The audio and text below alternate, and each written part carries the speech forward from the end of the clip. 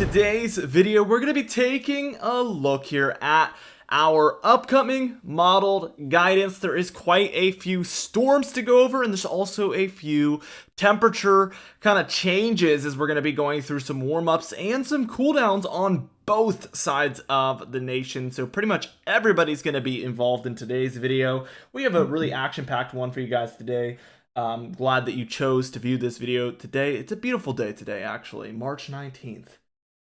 Beautiful outside where I'm at. Sure, I hope at least it's beautiful where you're at. Let's get into things though, and we're taking a look, and really, I mean, starting out the day today, for the most part, we're looking at quieter conditions across the nation, as you can see. Really looking at practically no storminess over the entire United States from west to east, but already by the time we're reaching just this afternoon here today on Sunday the 19th, we have a storm system entering in through Oregon and Washington here. And most of that precipitation being south of there in Oregon, California, and Nevada. As you can see, snowfall there in California, Nevada, mountainous regions of Oregon, and then your more coastal, low-lying areas dealing with more of that rainfall there, of course. Our jet stream at this point is doing something like this. We see kind of an elevating look here across a lot of your Atlantic there. And we see this kind of S-curve here, kind of reverse S-curve a little bit. Definitely a very, very strong high pressure system right over Missouri there. And this is leading towards colder air in general there across a lot of the central and eastern United States. Now, even by the time we reach tomorrow afternoon, what we're going to see, that's going to be March 20th, is really a lot of this spreading throughout the West. So we see a lot of states, again, like Washington, Oregon, and California once more, but also Nevada, Utah, Colorado, Arizona, New Mexico, all the way up through Wyoming, Idaho, and Montana there, dealing with some of that wintry precipitation. We actually have a trilogy here of lows, one there over Canada, one over California, and one over Colorado. Very interesting there. Also, all three have C's to start out with there, but really dealing with just broad low pressure across a lot of these regions, and that's why we see the far spreading precipitation at this point as well. Definitely a lot of activity to go over there. Now, as we move into your 21st of March here, what we see is this kind of weaker low out here causing some storminess to rise up through the plains, also back through the west. We're seeing some snowfall and rainfall down for some of these regions, but we do see a much stronger low on the way for the coast of California there and Nevada, and that is a 993 millibar low pressure center there at this point, which is going to be a much stronger low than any that we've seen so far in this video. That one is going to weaken as it heads on shore, but as you can see, this is basically going to cause that continued storminess here. It's going to feel like it never stopped. It's going to feel like it's just one storm, but it actually has been multiple lows that have caused this persistent storminess to occur so far, basically from Monday through Wednesday here. We could see that still snowfall going on for the Sierra Nevadas there. Very interesting. Also through the Rockies, dealing with some of that heavier snowfall as well for these areas. Nothing really new under the sun, really. There is a 997 millibar low pressure center here, as you can see. Probably going to cause some cold front development underneath, warm front on top. And that's sure enough what we see. As you can see, it's moving pretty much over Kansas at this point, much weaker at this point, but it does have a warm front there. There is also another low to the north, also bringing kind of warm front activity. So we're going to see surging warm air by the time we're reaching Wednesday, Thursday timeframe, all the way through the weekend here in the east, as there's just a lot of things encouraging warmth to take place. And as you can see, what we end up seeing is a low kind of redevelop back behind that original one. So this one breaks up, and this one becomes low number 2, basically taking over all of your kind of frontal boundary here. And we could see a cold front develop from this one. Thus far, we have not seen anything like that. There we go. We kind of get a cold front here.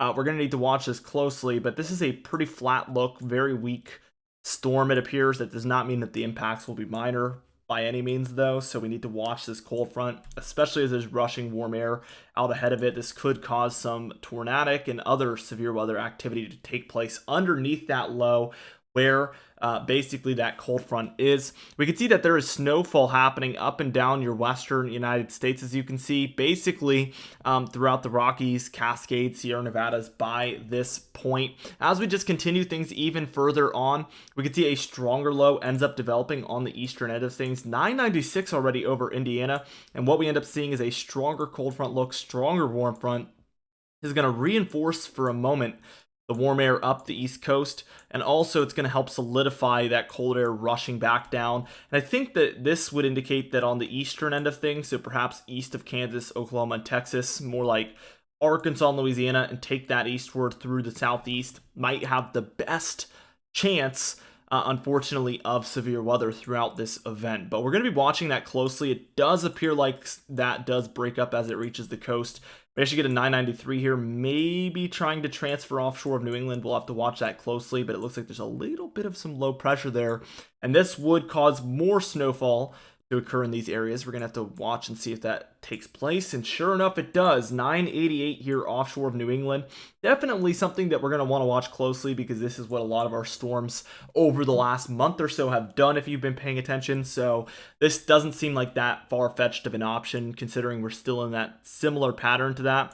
And this would cause some snowfall to take place in the northeast. So we'll have to watch closely for that around this weekend there, as you can see. And then what we get is a little bit more ridging. It's a soft ridge, but as you can see, it's kind of steadily climbing as you head further eastward here. A little bit more warm air able to work its way in, and we kind of get back into a quieter look. As you can see, nothing major happening here over the United States. Very, very quiet. We'll have to see if anything develops here. We do get a bit of a storm in the east, but again, 1004, it's going to be a pretty weak storm. Again, that does not mean weaker impacts, though, because it does look like some thunderstorm and severe weather, perhaps, activity happening underneath here. It looks like our next major storm system might be just offshore of California at this point, though. So by the time we're reaching late March into early April, we might have a strong low entering into the west again, which would kind of re-spark the whole deal, bring it somewhere in the east, and we'd have more activity heading in. So we need to watch that closely. As you can see, a little bit of a trough in the east here to close things out as well. Definitely something we're going to be watching over the coming days, so be sure to tune in as we do upload every single day. Let's also check out that total precipitation. This is going to tell the full story. We see things really moving onshore to the west here, south and northwest there, as you can see, and then redeveloping here over the east, transferring offshore, and then moving up the northeast coast there. So certainly an interesting look. Some thunderstorm activity underneath causing some higher precipitation as well. This tells the full story usually, and this is not an, we're not exempt here either. This is really doing a good job of showing us what's going on. We can see that snowfall continuing as it has all winter long for the west, the Cascades, Sierra Nevadas, even the Rockies here, seeing those heavier amounts of snowfall continuing as we have those back-to-back storms moving onshore. A little bit spotty as you move through the plains, the northern plains. There are some pockets of perhaps 10 inches plus there, but we do get a more major northeast snowstorm in here, and we're going to be watching that over the coming days, as that's going to be one of our main talking points, as it's pretty late in the season for those areas. And as you've seen, we've seen a lot this March, and it looks like it may continue. I do want to see, though, if the GFS agrees or disagrees. So let's move through with this one. We're going to get to hours 240. We're just going to rush into it. Actually, we're going to backtrack here because it looks like there's something major taking place. This is certainly not what we saw in the European model, but a bit of a ridge in the west, trough in the east here. We have a major low taking place, transferring much further south instead of moving offshore of New England. This moves pretty much just onshore of the mid-Atlantic and causes a major mid-Atlantic and northeast snowstorm. As you can see, as a 996 there, intensifies even further and then eventually moves out. We actually get a second one here on the GFS model as well on April 1st, and it looks like that could cause some major snowfall again. And let's see if we get a third. We really don't, and it looks like maybe things are finally lifting off as well here on this American GFS model. So we'll have to see if that ends up taking place. Let's just quickly take a look here at what this says as far as total snowfall. And yeah, this shows absolute monster amounts here for New England. Take this with a grain of salt for sure, but this looks like 20, 30, 40, even 50 plus inches in here, all the way from northern Pennsylvania through New York, Vermont, New Hampshire, Maine, maybe even the Berkshires again, getting multiple feet of snowfall like they did just about a week ago or so.